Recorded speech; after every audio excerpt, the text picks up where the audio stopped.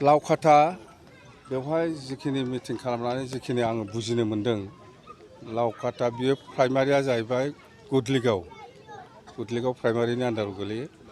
इलेक्सना फैगासिनो दं, फैगौ जुन मासनि 8 तारिखआव जागोन। आरो आङो माखासे सम फ्रि मोननायखाय गामि गामि हाबनानै रायलायदों। जिहेथु बेफोर ओनसोलफ्राव आं गोदो थालांदोंमोन, आन्दलन समाव बहुतबार बेरायदों, आं मिथिजोबगौ। खिन्थु 25 बोसोरसो जाबाय आं बेफोर ओनसोलाव फैयैया। सुक्तिनि सिगांनिफ्रायनो आङो फैनाय जायाखै। आन्दलन जाफुबाय थाबा दंमोन आङो। खिन्थु दा फैनानै जिखिनि नुबाय आङो खोब मोजां मोनदों। जथेस्थ' डेभेलप जायाखै, जेरैबायदि नांगौ ओरै डेभेलप खालामनो हाजोबाखै आरो सम्भबबो नङा बियो। जेखिजाया आगोलाव मा अबस्थामोन दिनै बहुद सोलायनाय नुदों आरो हयथ' मावबावनांगौ बहुद समस्या दंबावो, बेखौ आं मावलांगोन।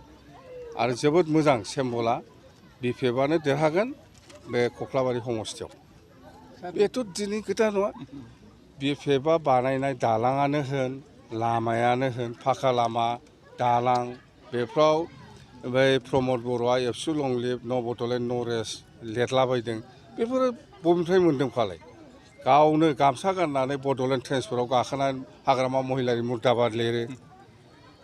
जों बानायनाय दालां, जों बानायनाय लामानि सायावनो प्रमद बर'आ हाग्रामा महिलारि मुर्दाबाद, हाग्रामा महिलारि गो बेक, ओमफ्राय एबसु लं लिभ लिरलाबायो। दा बेफोरखौ बुजिनो बाखि गैया। आगोलाव मा दंमोन, जों दिनै मा मावदों, गासिबो जेसेबां मोजां मोजां दालां, मोजां मोजां लामा बानायदों बेवहाय गासिबो एबसु लं लिभ, हाग्रामा मुर्दाबाद।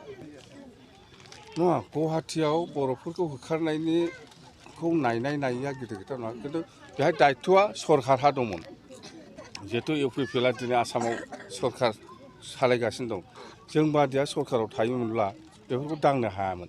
आगोलाव जों थानायाव सदियाव दांनो नागिरदोंमोन। आं बुंदों बेखौ बन्द' खालामनांगौ, इभेकसन खालामनो नागिरदोंमोन सदियाव, बेखौ जों डाइरेक्ट बन्द' खालामो। बेखौथ' हायोमोन, सरकाराव दङ, माथो सिरि थादों? नायाखैबो, खबरबो लायाखै बियो। राकेश बिसिन जाम्बानि खोथाखौ आं दा रायलाय।